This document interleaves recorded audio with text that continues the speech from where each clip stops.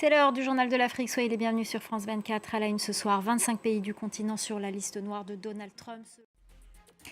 Le Sénégal fait donc partie des 25 pays du continent qui figurent sur la nouvelle travel ban de Donald Trump.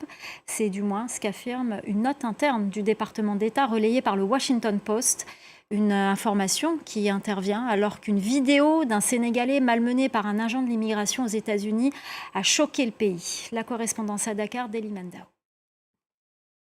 En Guinée, le président de la transition, le général Mamadi Doumbouya, a annoncé la création d'une direction générale des élections. Nouvelle rencontre à Washington entre les experts congolais et rwandais, des discussions pour poser les bases d'un accord de paix. Aucune date de signature n'est pour l'instant arrêtée, mais les États-Unis espèrent une avancée rapide. Le Rwanda, quant à lui, prévient que cela prendra plus de temps. Les précisions depuis Kigali de notre correspondante Juliette Monti. On en vient à l'affaire Constant Mutamba, actuel ministre de la Justice en République démocratique du Congo. L'Assemblée nationale a donné son feu vert au procureur général de la Cour de cassation pour engager des poursuites contre lui. Il est accusé de détournement de deniers publics dans le cadre d'un projet de construction d'une prison dans le nord-est du pays. Le point à Kinshasa avec Aurélie Bazara-Kibangula.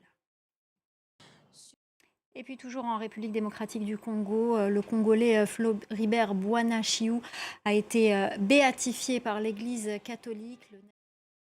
Dans le reste de l'actualité, en bref et en images, le numéro 2 de la police au Kenya a annoncé se mettre en retrait de son poste. Ce soir, on part au Sénégal pour vous parler d'une figure féminine, Ndaté Yala Mbodj, la dernière reine du Wallo, un ancien royaume du nord-ouest du pays qui s'est farouchement opposé à la colonisation française.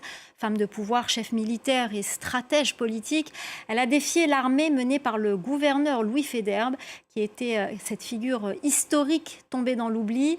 Que reste-t-il de sa mémoire plus de 150 ans après sa mort? Reportage d'Aminatou Diallo et Sarah Sako.